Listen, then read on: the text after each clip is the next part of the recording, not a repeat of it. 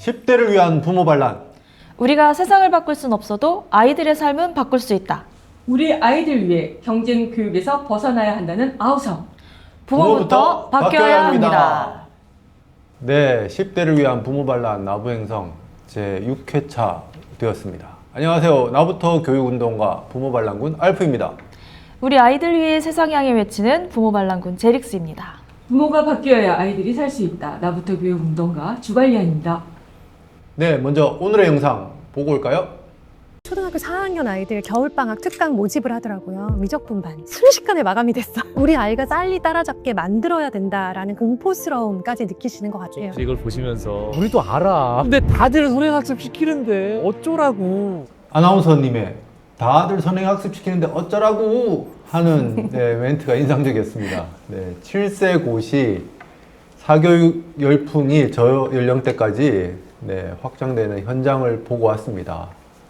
사교육 선행학습 초등학교까지 가더니 이제 급기야 7세 고시 4세 고시까지 내려갔습니다. 그래서 오늘 다뤄볼 주제는 파국으로 치닫는 입시제도입니다. 오늘 보신 영상 어떠신지요, 느낌이? 네, 저는 이 영상을 보면서 그 기대라는 단어가 부모들이 자신들의 욕망으로 자기중심적인 그 기대라는 단어를 아이들에게 강요함으로써 아이들의 정서가 희생당하고 있다는 생각이 드는 거예요. 그래서 모두가 선행을 하고 사교육을 한다고 목표한 바를 그 부모가 원하는 만큼 이룰 수 없는데 그럼 아이들은 좌절감을 느끼는 친구들이 더 많을 거잖아요. 그럼 그 되게 꽃같이 아름다운 그 시기를 왜 좌절감 속에 아이를 살게 하고 있는지 잘 모르겠다. 너무 안타깝다 이런 생각이 들더라고요. 주발리안님은 어떻게 보셨어요? 또 질문을 하고 싶어요. 과연 이런 공부가 부모님들이 생각하는 성공의 길을 가는데 가장 필수 요건으로 생각하시는지 정말 궁금하고요.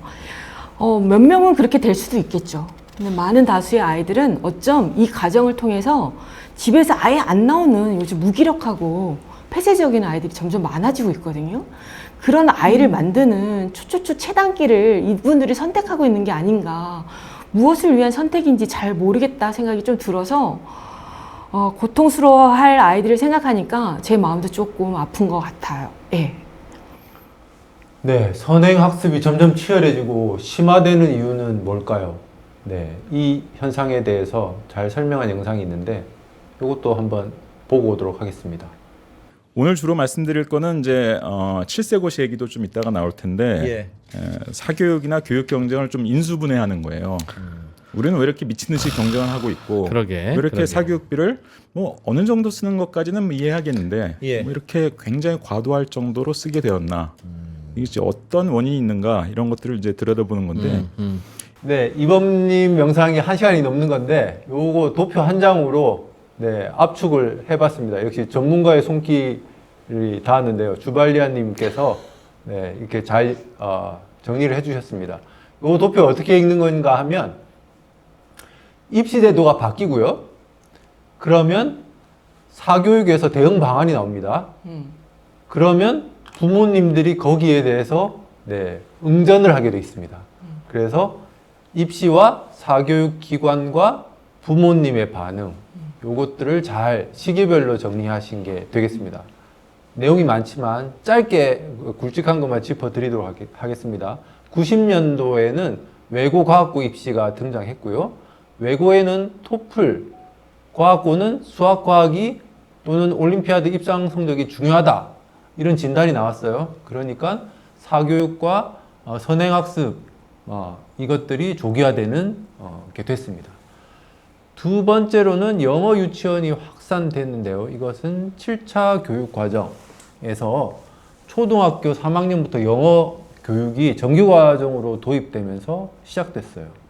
그러니까 외국어 교육을 일찍 해야 된다. 이런 마케팅이 들어가기 시작했어요. 그래서 부모님들이 영어 조기 교육을 하고 영유를 보내기 시작하는 계기가 됐습니다. 그 다음으로는 영재교육진흥법이 2000년도에 통과가 되면서 영재교육이 시작됐는데요. 그러다 보니까 수학, 과학, 우수 학생들을 조기에 선발해야 되는 일이 생겼어요. 그러니까 여기에 맞춰갖고 또 조기 교육이 또 심화되는 계기가 됐습니다. 그리고 외고과학고로 외고과학고의 제도가 바뀌었어요. 근데 입학 사정관제가 도입이 됐고, 과학고 같은 경우는 뭐 올림피아드 성적 이런 것들이 학종 같은 것이 반영은 안 되긴 했지만 여전히 고교 선행이 유리했고요. 외고 같은 경우도 토플 반영 같은 것들이 부작용 때문에 폐지는 됐지만 여전히 고난도의 영어 듣기 평가가 도입된 그런 제도 변화가 있었고요. 그렇다 보니 형식적으로는 공정성이 강화됐지만 여전히 조기 교육과 고난도 학습이 지속되었습니다. 그 다음 2015년경에는 이제 학생부 종합 전형이 시작되었어요. 그래서 자기 속에서 비교과 면접 등 이런 비정량 요소에 대한 평가가 반영이 됐는데, 사교육계에서는 할 게 많아졌으니까 더 일찍 시작해야 된다. 일찍 준비해야 된다. 이렇게 마케팅을 했고, 외고에서는 중학교 영어 내신 성적만 반영하겠다. 이런 발표를 했습니다. 네, 그러다 보니까 또 내신 활동, 뭐 비교과 활동 이런 것들에 대해서 입시 준비를 위한 또 이제 대응들이 이제 발빠르게 이루어졌습니다. 그러니까 저기서 사교육계에서는 이제 종합정형이니까 할 게 많아졌어. 빨리빨리 더 빨리 공부를 시키고 더 빨리 선행을 해서 입시를 정말 다 준비해야 돼. 이렇게 마케팅을 하는 거죠. 네, 최근에도 또 2025년도에 고교 학점제가 본격 도입됐죠. 취지는 좋습니다. 네. 자신 흥미와 적성에 따라서 과목을 선택할 수 있도록 대학처럼 선택할 수 있는 게 고교 학점제죠.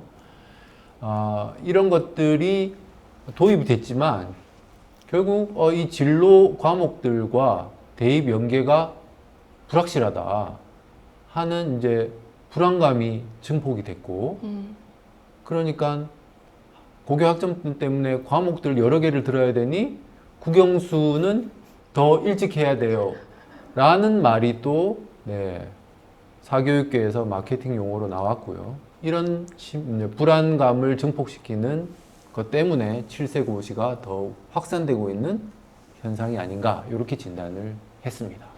결국은 제도가 계속 바뀌면서 점점 그 사교육의 연령은 점점 낮아지고 있는 거예요. 네. 이걸 네. 보면. 네. 그러니까 이게 제도에 바꾸는 이유는 빌미가 좋죠. 공정하게. 뭐 네. 내지는 아까처럼 뭐 하여튼 그런 식의 어떤 얘기를 갖고서 제도가 바뀌어야 된다고 얘기를 하지만 실제 제도만 바꾼다고 해서 변화가 이루어지는 게 아니라 이 사교육 시장이 어마어마하기 때문에 사교육만의 어떤 전략과 마케팅에 의해서 부모들이 굉장히 휘둘리고 있는 상황들이긴 합니다. 뭐만 나오면 거기에 맞는 대응이 필요하다. 뭐만 나오면 일찍 시작을 해야 된다. 뭐만 나오면 이것도 가르쳐야 된다. 이런 식의 사교육계 마케팅에 의해서 지난번도 우리가 해체 얘기를 했지만 이 부모들이 갖고 있는 불안감을 되게 교묘하게 이용한 불안 마케팅을 완벽하게 전략적으로 빠져나갈 수 없게 하는 거죠. 거기에 지금 부모님들이 많이 휘둘리고 심지어는 7세, 4세 고시까지 나온 이런 상황이라고 보여집니다. 네. 모든 제도를 마케팅에 이용하고 있는 것 같아요. 그쵸. 제도가 바뀔 그쵸. 때마다. 네, 맞아요. 저걸 좀 다른 방향으로 우리가 전환해서 썼다면 대한민국 엄청 훌륭한 나라 됐을 것 같은 생각이 막 드는데요. 지난번에 얘기 나왔잖아요. 사교육비 연간 금액을 따졌을 때 국민연금이 고갈되지 않을 수 있다고. 네, 맞습니다. 그러니까 거기는 어마어마한 시장이고 그거를 지키고자 하는 사람들이 어마어마하게 많은 거죠. 기득권자들이. 근데 이런 그럼 커지는 점점 더 커지고 저연령화되는 이런 사교육 시장, 이런 환경들 때문에 아이들은 점점 더 경쟁으로 내몰리게 되고 있잖아요. 그래서 결국 아이들은 지금 현재 아이들이 세 가지 영역에서 되게 큰 어려움을 겪는 악순환 구조에 내몰려 있다고 하더라고요. 그래서 10대 아이들이 지금 얼마나 위험한 상황인지를 한번 설명해 보려고 해요. 그래서 아이들은 지금 성적지상주의와 경쟁하다 보니 관계는 단절되죠. 내가 관계가 단절되고 성적지상주의로 가다 보니 내가 성적을 내지 못하고 단절된 관계 속에서 외로움이 있다 보면 미래에 대한 불안감이 더 커지는 거예요. 이 세 가지가 따로따로가 아니라 다 같이 아이들을 지금 이 고통 속에 몰아넣고 있는 거죠. 네. 네. 결국은 아이들이 학업 스트레스 인한 정신적 건강 문제가 요즘 많이 언급이 될 수밖에 없는 게 저 삼각구조네요. 그렇죠? 네. 예. 불안, 주변의 관계와는 단절이 되고 그다음에 목표는 성적에만 있고 그러다 네. 보니 극단적인 선택을 하는 아이들도 많아지는 거고요. 예. 근데 많은 전문가들이 정신과 의사들이나 뇌과학자들은 계속 경고를 하고 있잖아요. 우리들한테 아이들이 어떻게 아이들의 뇌가 어떻게 변할 것이고 어떻게 살게 된다, 정서가 어떻게 무너지는지를 계속해서 이야기를 하고 있는데 우리는 왜 아까 그 아나운서 말처 어쩌라고 이런 상황인 걸까요 지금? 거기서 얘기하실 때도 보니까 부모가 불안하면 주변과의 관계를 단절해라 라고 말씀하시더라고요. 네, 여기는 부모님이 이런 사교육에 밀어넣으면서 자녀들 관계 단절을 시키고 있는데 네. 정작 예, 부모님이 스스로 그런 관계에서 단절이 돼야만 계속 불안함과 이런 거에 뭐 시달리지 않는다 이런 얘기를 하시는 것 같더라고요. 근데 정작 아이의 관계를 단절시키고 있는 건가요 지금? 네. 어쩌면 지금 부모님들이 바라고 있는 그 성공, 네, 좋은 대학에 합격하는 거를 지금 성공의 잣대로 놓고 계신다고 하면 아마도 부모와의 그 관계가 단절되는 순간 아마 성공하게 되지 않을까. 네, 부모가 왼수가 되는 순간 부모가 바라는 성공이 되는 거 아닌가 이런 아이러니가 펼쳐지는 것 같습니다. 근데 가장 10대에서 가장 중요한 건 아까 뭐 스스로하는 생각하는 힘 뭐 이런 것도 얘기했지만 진짜 중요한 건 관계거든요. 아이들도 친구와의 관계를 굉장히 중요시하는 거고 그 관계가 원활하게 이루어지려면 경쟁하는 관계가 아니라 연대하는 관계, 협력하는 관계, 같이 공동으로 뭔가 작업을 할 수 있는 관계 이런 경험 안에서 싹 틀 수밖에 없는 건데 오로지 시험 공부 위주로 하다 보면 관계라는 게 만들어질 수가 없는 게 맞는 현실인 거죠. 그렇죠? 네. 근데 아이들은 그 또래와의 관계 속에서 굉장히 많이 크지 않나요? 그럼요. 예. 어릴 때도 아이들이 유치원에 가서 어린이집 가고 유치원에 갔을 때도 그 생활 습관이나 이런 것들을 교사들한테 배우기도 하지만 또래에게서 모방하면서 또 되게 커지잖아요. 예. 맞습니다. 근데 어쨌든 경쟁을 통해서 이긴 자가 우월한 강자가 되는 형국이니까 그 강자의 모습이 애들은 또 이렇게 멋있잖아요. 뭔가 1등을 하고 1등이 조금 어떤 권력을 갖는 것 같고 그런 모습을 자꾸 지켜보면서 저기에 끼고 싶다라는 그 마음에 강자와 동일시하는 마음에 이렇게 뭐 하대한다는 이런 것들 관계보다는 계속 그 1등만을 같이 추종하고 따라하는 그런 모습들을 보여주고 있다고 하더라고요. 아까 알프님이 앞에서 정리해 주셨던 내용 중에서 그 영어 유치원 얘기도 하셨었잖아요. 저도 네. 아이 어릴 때 그런 모습들을 봤었어요. 아이들끼리도 얘기 물어보는 거예요. 너 어느 유치원 나왔어? 그러면 근데 7세까지 보육을 교육하는 어린이집도 있거든요.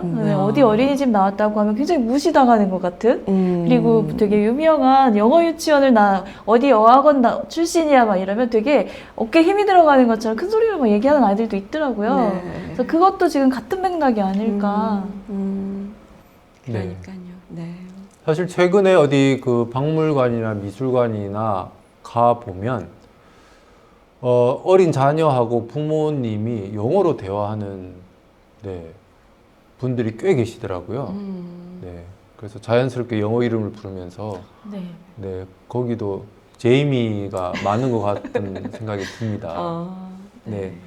그 부모 자녀 간에도 친밀한 관계에서 언어를 배울 수 있는 상황이면 좋을 것 같은데 지금 이제 7세고시나 4세고시 문제점을 다 지적하는 전문가들의 이야기를 들어보면 지금 언어를 배우는 것이 아니라 영문학을 배우는 거예요.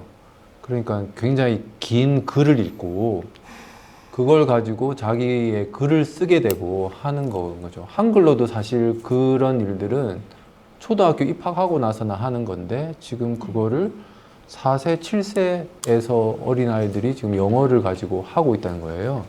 그렇게 되면 아직 전두엽이 성숙되기 전에 그러한 지식들이 들어가게 되면 전두엽 발달에 큰 장애를 둔다고 합니다.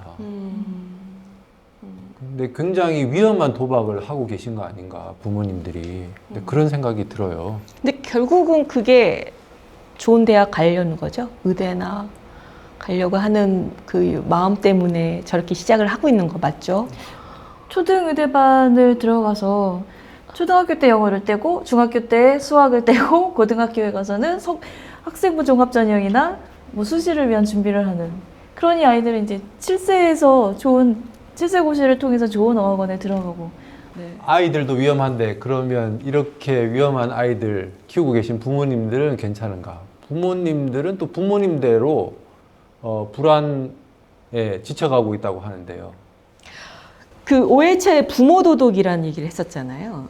네. 나 자신을 희생을 하고 나를 포기하면서까지 아이들을 뒷바라지를 해줘야 되는 게 부모의 역할이라고 생각하는 그 신념. 거기 앞에 붙어 있는 게 뭐냐면 나를 포기해요. 나를 포기.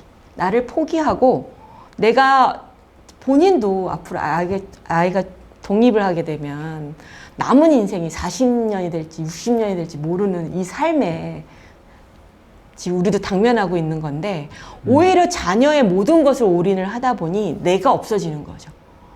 자녀의 삶을 관리하고 통제하려는 매니저형 부모 오케이 좋다 이거예요. 그렇게 해서 아이들 좋은 대학에 가는 일부의 1% 5%가 존재는 하겠죠. 그러다가 그렇게 만들지 못했으면 거기서 오는 죄책감, 미안함, 더 커지는 불안, 얘는 어떻게 성장하고 사회생활 할지에 대한 막연한 불안, 그러다 보니 또 아이들은 집에서 부모랑 같이 살고 50대도 안 나가는 자녀들, 이런 것들이 계속 만들어지고 있는 거라고 보여지고 있거든요. 결국은 아예 자녀 교육에 올인하면서 자신의 삶, 꿈, 관계 이런 것들을 뒷전에 미루다 보니 본인은 감정 기복이 커지고 우울증에 더 빠지고 허무해지고 막 이런 것들이 계속 반복적으로 어른 세계에서도 위험 요소로 어떤 정신적 불안감이 더 커지고 있는 거죠. 부부관계 악화도 저것도 기본으로 깔리는 것 같아요. 네. 저희가 뭐 최근에 폭삭 얘기를 많이 하긴 하는데 거기도 금명이의 첫 애인의 시어머니 되실 분이었죠. 네. 자기 자녀를 서울대 법대까지 보내시고 결혼까지 좌지우지 하시려고 하다가 결국에는 그 꿈이 좌절되니 외롭게 나이 드시는 장면이 본인의 꿈은 이뤘죠. 아들을 좋은 아들의 꿈을 좌절시키고 본인의 꿈을 이뤘는데 그 노후가 굉장히 혼자만에 남는 그 노후를 보내는 걸 봤죠. 자식과의 관계도 없고. 저는 굉장히 현실적인 드라마였다고 봐요. 네. 또 제가 얼마 전에 고등학교 아이들하고 이야기할 기회가 있었는데 그 아이들이 그런 이야기를 하더라고요. 부모님이 하는 말 중에 내가 너 때문에 그 말이 너무 듣기 싫다고 얘기하는 거예요. 폭력으로 와닿는다. 나도 같이 들었던 것 같은데 네. 그 너 때문에 내가 누구 때문에 이 소리는 굉장히 자기한테 폭력적이다고 얘기를 했던 것 같아요. 왜 엄마 아빠가 나 때문에 왜 자기의 삶을 그러니까 너무 그 소리가 싫다고 하더라고요. 그러니까 네. 이런 것들이 이런 현상들 그리고 우리가 하고 있는 이런 언어들이 이게 뒤틀린 관계를 만들어내고 있는 것 같아요. 부모와 자식 간에도 그리고 사회와도 또래와도 이 뒤틀린 관계를 만들어내고 있는데 우리 뒤틀린 관계의 고리 끊어야 되지 않겠습니까? 네. 그러려고 우리 지금 끊어야 하고 됩니다. 있는 거죠. 정말 끊어야 됩니다. 아무한테도 도움이 안 되는 거라고 생각이 들고요. 누구가 승자는 있죠. 1%? 저는 10%도 아니라고 생각합니다. 1%만의 승자가 있고 그 승자를 독식한 그들은 타인에 대한 배려 없이 자기만의 이익을 위해서 자본주의 논리에 의해서 돈 많은 사람이 되겠죠. 이 고리는 분명히 끊어내야 된다고 생각을 합니다. 네, 그래서 지금 우리가 할 수 있는 입시 중심의 이 사회에서 일단은 부모 자식 간의 관계를 회복하는 것이 먼저일 것 같아요. 네. 부모 자식이 관리자와 피관리자 또는 투자자와 투자 대상. 자식이 뭔가 내가 투자해서 성과를 내야 되는 대상은 아니잖아요. 물론 우리가 굉장히 사랑하고 있죠. 그렇죠. 내 목숨을 내어줘도 괜찮을 정도의 큰 사랑을 하고 있지만 사랑이라는 게 사랑은 통제가 아니라는 거예요. 근데 우리는 내가 관리 또 이 아이의 미래라는 이름으로 이 아이를 통제하고 그리고 그것에 기대라는 이름 앞에 나의 욕구를 놓고 서로의 상처를 주고 있는 거예요. 네. 이 악순환의 고리가 계속 되고 있는 거예요. 네. 우리 제발 어떻게 해야 될까요? 정신 좀 차려볼까요? 저는 입시 제도가 가장 큰 문제라고 생각이 들어요. 그게 예전에는 그것밖에 탈출구가 없었으니까 네. 그걸 통해서 자녀의 성공을 그러니까 좋은 학벌을 갖는 것에 대한 기대감이 있었다라면 그게 변하지 않으면 이 관계 악순환되는 이 관계 고리를 끊을 수 없다고 생각을 해요. 제도가 바뀌어야 된다고 생각을 합니다. 네, 그 앞서 소개했던 그 이범님의 말씀 중에서도 그 얘기를 하시더라고요. 제도도 문제가 있고 제도를 근데 그것을 지금 우리가 이 순환의 고리에서 제도를 바꾸는 거는 쉽지 않다. 어떻게 제도를 바꿔도 쉽지 않다고 얘기를 하시면서 네. 하셨던 그 마지막 말씀이 저는 너무 와닿는 거예요. 사회적인 합의. 합의. 맞아. 네, 그것이야 사회적인 합의야말로 우리가 이 제도를 또 바꿀 수 있고 아이들을 위한 제도로 바꿀 수 있고 이 악순환의 고리를 끊을 수 있지 않을까. 최근에 알프님이 올려주신 영상을 보니까 대입 수능은 사회적 불신의 소산이고 한국 사회가 계급 사회이기 때문에 수능은 없어질 수 없다라고 강조하신 권정미 교수님 영상을 보여주셨는데 네. 그 영상에 대한 얘기 좀 한번 들을까요? 정말 한국에서는 수능이 없어질 수 없을까? 네. 영상 링크 달아놨으니까 한번 꼭 보고 네. 오시면 좋을 것 같습니다. 네. 권정민 교수님이 교육 관련해서도 이런저런 이야기를 유튜브를 통해서 하고 계신데요. 뭐 일단 수능 제도 자체가 뭐 나쁘다 이런 거에는 전적으로 공감하시지만 수능 제도가 없어지기 어려운 이유를 또 나름대로 분석을 하셨는데요. 네. 기본적으로 이 수능의 모태가 된 것은 조선시대 과거 제도부터이고 네. 이 과거 제도라고 하는 것이 결국에 그 신분 상승의 유일한 통로였기 때문에 이 수능도 우리나라 사람들은 이 계급 사회에서 신분 상승하기 위한 유일한 수단으로 여기는 측면이 강하다고 합니다. 그러니까 이 수능이 이런 수능을 통해서 가고 있는 대학 자체가 자신의 적성이나 꿈을 찾아가는 하나의 과정으로 생각하는 것이 아니라 오로지 신분 상승을 위한 단계로 생각하기 때문에 어떤 입시 제도가 오든 간에 가장 중요한 것은 적절한 인재를 선발하는 것이 아니라 공정하게 선발되느냐, 한치의 비리도 없이 선발 제도가 점수대로 된 것인가, 이거에만 민감하게 반응한다. 이것이 본질적으로 계급 사회에서 신분 상승을 위한 도구로 생각하고 있기 때문이다. 이렇게 진단을 하셨어요. 이것도 데이터를 보시면 알겠지만 서울대 입시만을 예를 들면은 지난 40년 전 수능이 저희가 1994년에 도입됐는데 그때 당시에 서울대에 입학하는 서울 지역 학생 수가 지금 40년간 어떻게 됐느냐, 계속 늘어나고 있어요. 계속. 네. 그리고 지금 가장 최근의 데이터를 보면 지금 서울 인구의 16% 정도, 전체 인구의 16%가 서울 지역 고등학생인데 서울대는 그 2배를 들어가고 있고요. 수능으로만 들어가는 정시에서는 3배가 입학이 되고 있어요.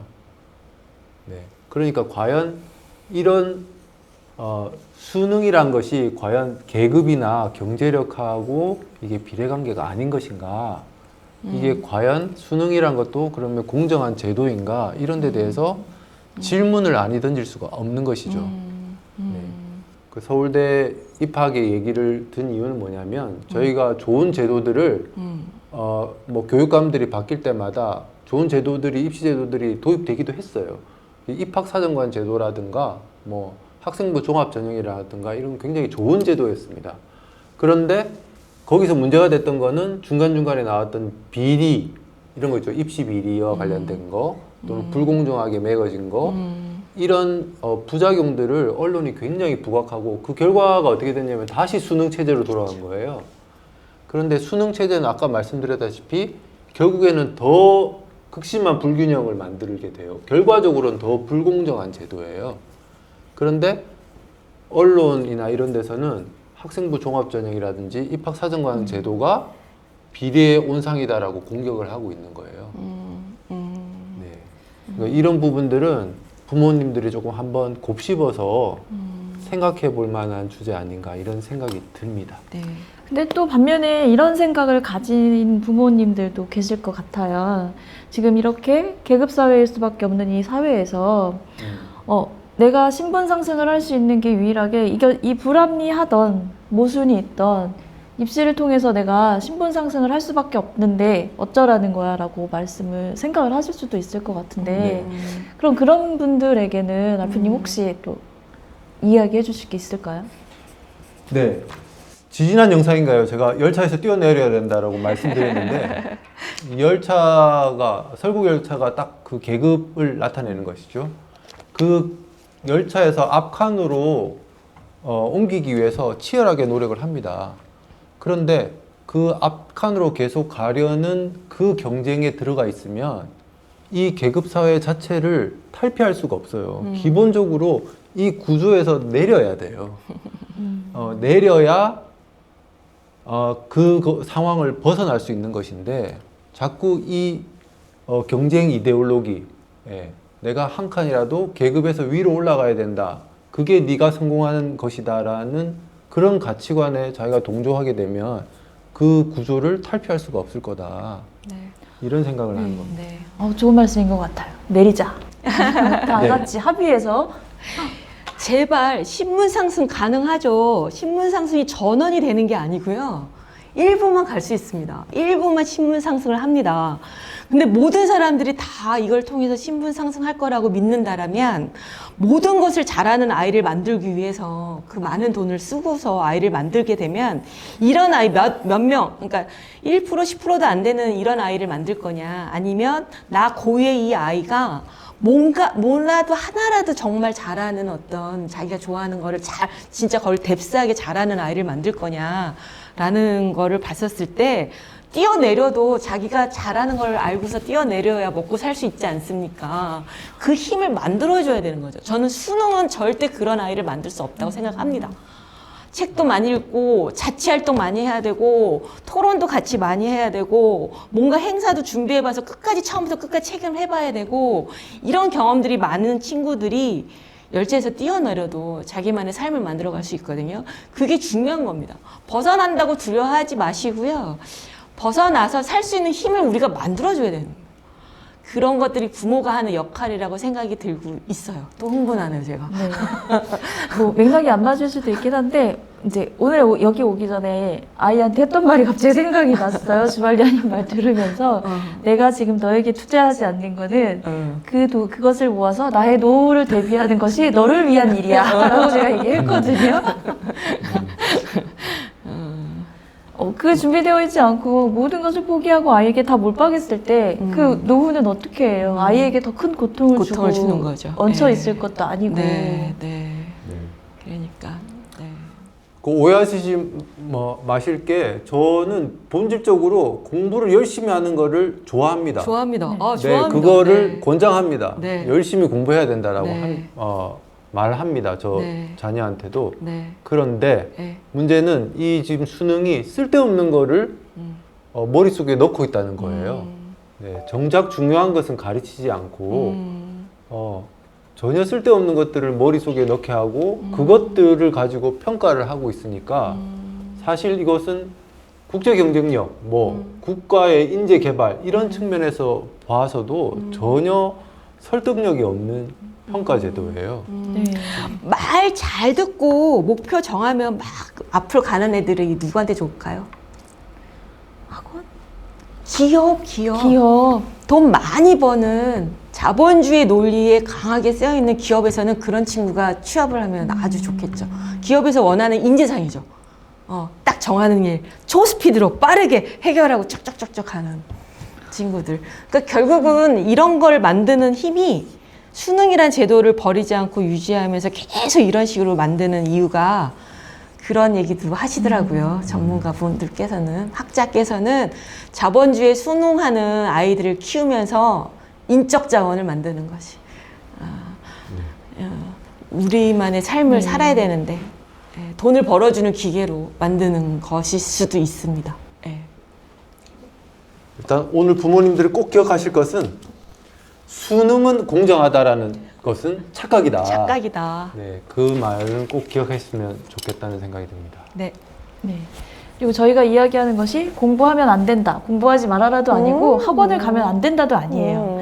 제때에 해야 할 시기에 아이가 선택해서 열심히 할 수 그치. 있게 하면 된다. 그치. 학원도 보조제로서 이용하면 된다. 7세, 4세, 8살짜리 초등학교 아이들이 고등학교 아까 봤잖아요. 저희 미적분을 4학년 아이들이 뭐 한다고요?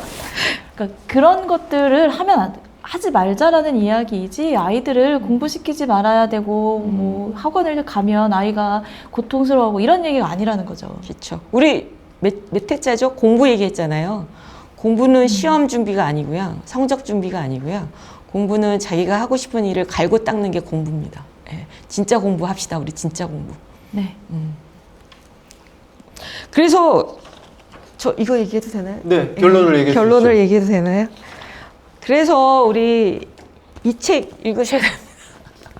뭐죠, 이게? 나부터 교육혁명. 아, 네. 제가 사랑하는 강수돌 선생님이 쓰신 나부터 교육혁명이라는 책이고요. 수능은 없어질 수 없다. 우리나라 사회에서는 없어질 수 없다라는 그 사회적 어떤 상황에 대해서는 인지합니다. 어렵다는 것도 인지합니다. 그러나 인지한다는 것에서 우리가 그냥 가만히 있어야 될 게 아니라 그 안에서 아이들이 다 죽어가고 있어요. 아이들이 힘들어하고 있고요. 가짜 공부하면서 공부를 절대 시간을 투입하면서 가짜 공부하고 있습니다. 좀 받게 되는 타이밍인 것 같고요. 그래서 저는 강수돌 선생님이 쓰신 내용을 하나 좀 요약을 해서 읽어드리도록 할게요. 자, 경쟁이 아니라 연대가 사람 사는 세상이라는 것. 말만 할 게 아니라 실제로 그리 살아야 하고 그런 세상을 만들기 위해 의식과 제도를 몽땅 바꿔야 한다고 믿는다. 교육 문제를 교육 문제로만 풀지 말고 총체적으로 살피고 바꾸어야 한다. 입시 제도만 바꾸어서는 안 된다. 교육은 어른들 입장이 아니라 아이들 입장에서 접근해야 한다. 어른들의 이해관계나 어른들의 고정관념으로 아이들 교육 문제를 보면 도리어 문제의 실타래를 더욱 엉키게 한다. 나부터 바꾼다는 자세의 중요성이다. 아무리 좋은 분석과 대안이 나오더라도 주체적인 동조와 협력 없이는 돌아갈 수 없다. 나부터 철저히 변하기 시작한다면 그 잘못된 객관적 구조조차 오래가지 못한다. 현실의 벽은 두껍고도 높지만 그 벽조차 우리가 만들기도 하고 깨기도 하는 것이라는 점을 잊어선 안 된다. 강수돌 교수님 한번 오셔야겠는데요? 네, 한번 모시죠 우리.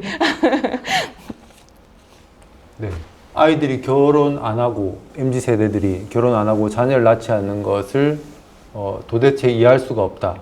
뭐 비난하는 투로 말씀하시는 분들도 봤는데 그 아이들이 이 사회를 그렇게 보고 있다는 거거든요. 그 사회를 만든 건 누굴까요? 그렇죠. 우리가 아닐까요? 네. 맞습니다. 살만하지 않은 세상이라고 그들이 생각하는 것, 그건 우리 탓인 것 같아요. 네. 우리가 바꾸지 않으면 더 좋은 사회가 될 수 없는 것 같습니다. 네. 학교는 상급 학교를 진학하기 위한 곳이 아닙니다. 학교는 우리 아이들이 삶의 터전으로 활용할 수 있는 곳이 돼야 되고요. 그곳에서 삶에 대한 어떤 공부를 직접적으로 하면서 나중에 졸업을 하게 되면 내가 어떤 삶을 살 수 있는지에 대한 자신감을 갖고 졸업을 해야 됩니다. 아이들이 그 안에서 지난번에 얘기했지만 독립적이고 주체적인 어떤 사람으로서 탄생할 수 있는 공간은 학교가 돼야 됩니다. 상급 학교 진학을 위한 목표로 가는 학교의 역할 이제 그만둬야 되고 진짜 아이들 관점에서 아이들을 위한 제도로 진짜 고민을 다시 시작을 해줬으면 좋겠습니다. 네, 저는 어른들에게 묻고 싶습니다. 여러분은 정말 행복하신가요? 마무리하기 전에 아주 작은 소리지만 저희들의 아우성을 계속 듣고 싶으시다면 좋아요, 댓글, 구독, 알림 설정 부탁드리겠습니다. 결국 우리가 바꿀 수 있는 건 한 가지입니다. 우리 자신. 세상을 바꿀 순 없지만 우리가 먼저 바뀌면 아이들의 삶도 달라집니다.